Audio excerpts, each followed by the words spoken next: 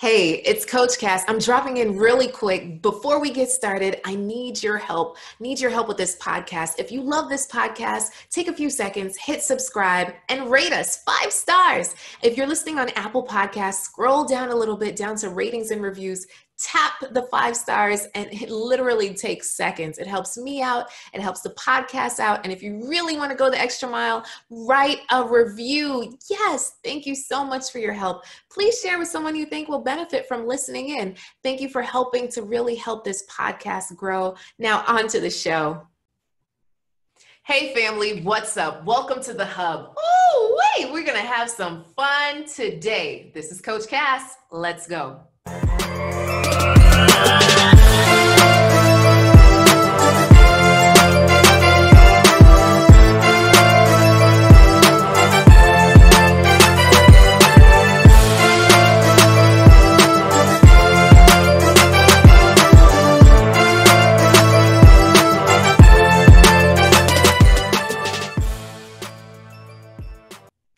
On today's show, I have ReAzalia from Baton Rouge, Louisiana. She's 30 and flirty. She's an attorney and repping Delta Sigma Theta Sorority Incorporated. Welcome, ReAzalia. What's up, girl? Thank you for having me. Oh, I'm so happy to have you, girl. So come on, let's get to it. Tell us about your love journey. What has that been like, my dear? High-powered attorney in Baton Rouge, Louisiana. Tell me. Well, the journey has been, I would say it's been a little bit of a roller coaster or an adventure, if you will. I am 30. I was divorced at 29. I was married at 26. So all of my 20s were taken up with a relationship that probably wasn't meant for me. I will be candid and say that it was one that was filtered with a lot of verbal, mental, and emotional abuse. And there were some things that, transpired that were just horrible. Yeah. And it's been a challenge. And I find myself, in that relationship having to dumb down who I was, or just so one person could feel comfortable. Yeah. And I think that happens a lot with women who are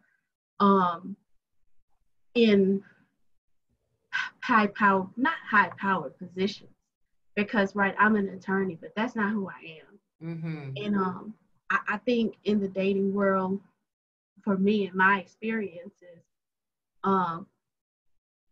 being in the professional realm, that could either either helps or it hurts, because at one point we have to hide our true selves, and the other point we're having to dumb down who we are.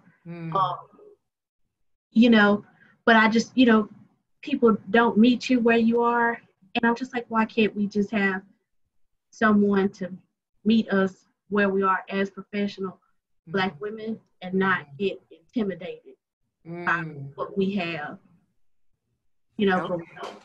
So is that your question, ReAzalia? What exactly is your question now? Yes, my question is, how does a professional Black woman navigate these dating waters without having to dumb herself down and be or make herself appear less than what she is, as to appear not to be intimidating? Yeah. Well, I guess Okay. That would be my question. So have you dated since your divorce? Yes, and I've been on a few dates here and there, things like that. I am a person that gives people like 3 strikes. It's like a baseball game for me. If, the first sign of inconsistency, I just can't handle it. Because inconsistent has been a theme of relationships for me, and I'm at a point where I need consistency. Right. Okay, so in any of those dating situations since your ex-husband, have you felt like you needed to dumb yourself down, or the people were intimidated by you? Yes, I do feel that way, and I also feel like, once they hear me speak or hear me talk, about, future or the things that I require, because I'm letting you know up front. And most times they're like 1, 2, or 3 conversations, and that's it. Wait a second. Now, what do you mean by what you require, ReAzalia? Please share with us what you're sharing about what you require. What do you require? I would say, okay, require honesty. I need you to have your finances together. If you don't have them together, at least be working towards that. What's your plan? What's your 10-year plan? What are your goals and ambitions? Are you okay with a woman who is successful? Is that going to make you feel less than a man? Because I have no problem with a man being a man and submitting to a man regardless of the wage gap. And disclaimer, just because I'm a lawyer, please don't think that we make a lot of money, because we do not. Okay. All right. So is this something that you say on the second or the third date in terms of, I need you to have your finances in order and what you just said? Maybe on the third date. And things maybe on the third date.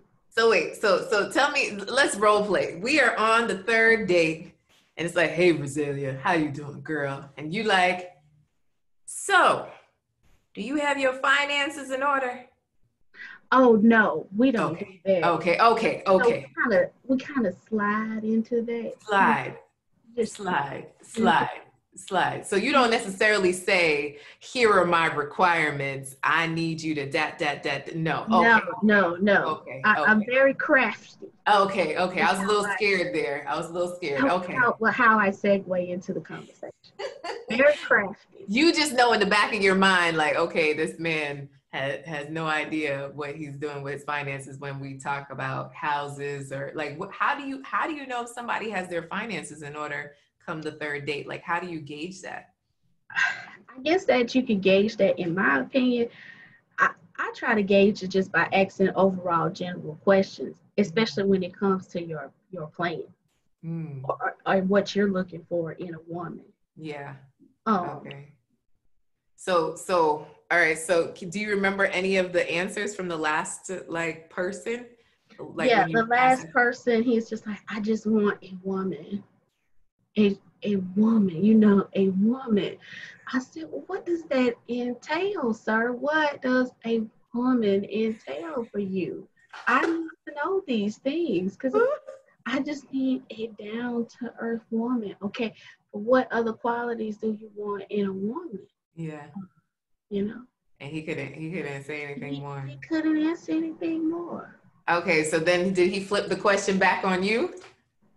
Yes. And did you then give all those things that you just said? I did. And then he was like, all right, so I'm going to ask for the check. No, he wasn't like that. He kept the conversation going. Yeah. And then after that date, you're like, this just isn't it. Yeah. Ay, Dios mío. Okay, all right. So in those situations, I would just say that that specific person that you just brought up maybe was not the right person for you. And it's good that you didn't dumb yourself down, but there's also a way to communicate, what you're looking for. It can be intimidating to say, I need somebody that has a 10-year plan, because, things things are crazy, so it's like when you talk about a 10-year plan, it's more about what is your growth mindset. So this is just my invitation of how you look at the candidate in front of you versus having a totally layered plan. It's, like I have a whole deck of cards that I created called the love deck. And these are the 60 questions that I believe you should ask someone before you choose them as the one, right? And so one of the things are like, how do you reset your mindset daily, right? So sometimes things can go wrong. Things can go really bad. Things can go crazy. Like, how do you hit the reset? Life happens all the time. All the time. So, being able to answer those kind of questions, what is your greatest regret, right? Like, are they living like I have a client specifically that I'm thinking of that she was like, oh, Coach Cass, I found the one. I'm so excited. They met during quarantine. They dated. They were talking about marriage. It was beautiful. But then, you know, just reflecting on their conversation, she was like, okay, so what happened with your ex-wife? And in every part of his conversation, he blamed his ex-wife for everything, right?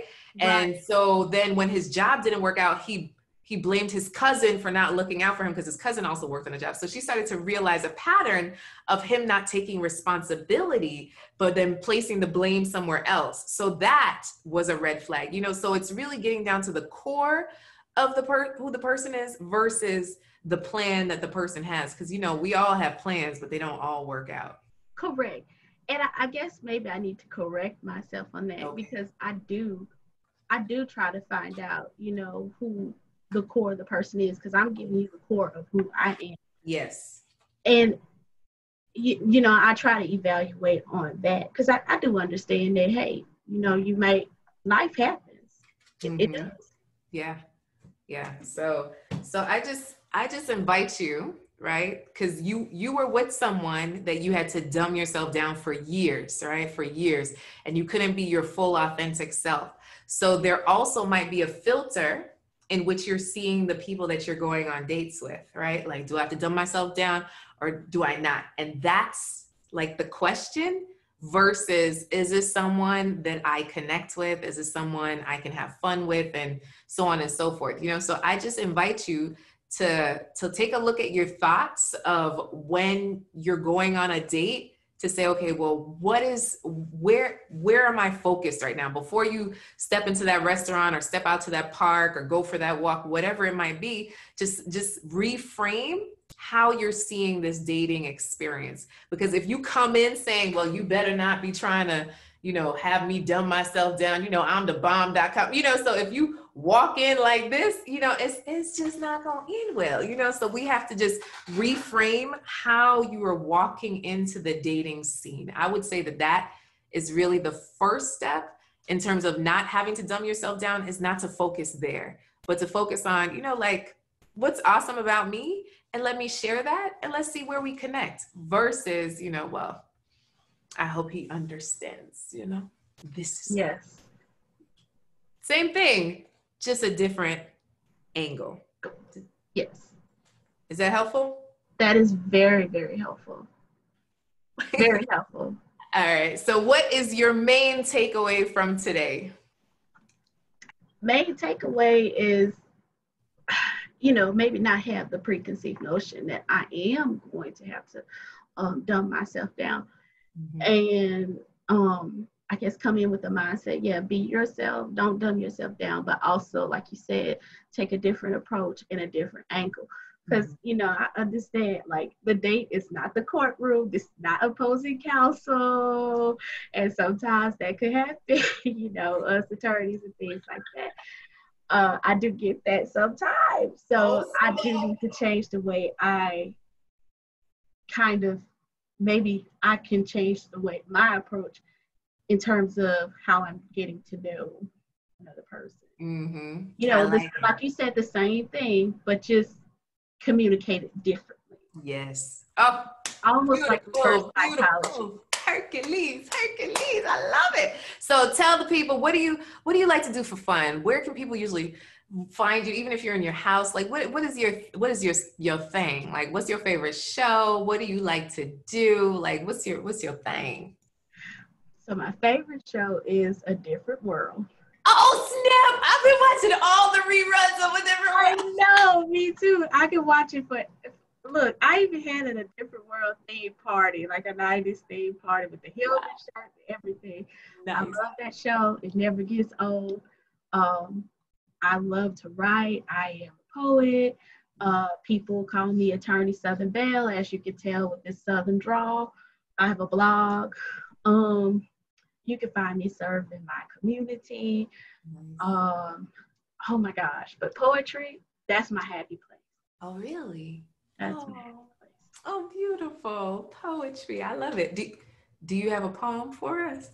Oh gosh, I wasn't ready to read a poem, but You got something in your back pocket? You got a memorized poem back there anywhere by any chance? I did not have a memorized poem. All right. I have All my right. phone with poetry in it. I do. Well, where's your phone, girl? Get the phone. Come on. Yeah. Woo. Come on. Let's cheer for ReAzalia as she finds her poem. So excited for the poetry. I do have a poem called Peanut Butter versus Mayonnaise, but that's not for this type of show. That's not for this show. Okay. Okay. Mm-hmm. I mean, it could be, but let me find something. Okay. I'm trying to find a good one here. Okay, this is a good one. Okay. Ready. I'm just gonna read a portion of it. It's called I Love You. So when I say I love you, I truly want to mean it because deep down I do. I'm just guarded because of the word love tied to the action of love has been cruel. I've never had a passing grade in love. It's something that I've always failed at. But maybe it was because at one point my heart was so big that people who didn't deserve me got the best of me, and I'm only able to give you just 75% of me because the other 25% of me is still broken. I loved and I lost badly. And part of me doesn't want to lose you. The reality is that I've grown so cold that I would be okay if I do. But I don't want to because what I feel with you is love. I just don't know how to make those words convey that my love is true. It's because of what I've been through. But if you're willing, maybe we could find a new language so that I can convey how much I really do love you. Oh, sorry. Snap, snap, snap. Yes. Snap, snap, skiddly scat. Thank you. Oh, that was beautiful. So how can they find you? How could they slide into your DMs? You know, she's single at the time of this recording. That is my disclaimer. So how do they slide into your DMs, girl? All right. Well, you can find me on Facebook, Attorney Southern Belle. That is my Facebook page. My blog is attorneysouthernbelle.com. And my Instagram handle is also Attorney Southern Belle. So that is how you can slide into my DMs. Just slide in, you know, for anyone that wants to connect. Thank you so much for coming on the show. All right, family. So I hope that you got something today of, you know, it's just a different angle. Just switch the angle. I'm never telling you to change who you are at the very core of who you are, but sometimes our approach can be opposing, like opposing counsel. So just take a step back and think about what has been my angle to dating and how do I make a small shift. Boom, boom, boom. All right, y'all. Make sure to pick up the Love Deck on inspiremany.com. Get yours today if you want to help or if you want help in choosing the one. In the meantime, in between time, see you next time. This is Coach Cass. Bye. Thank you.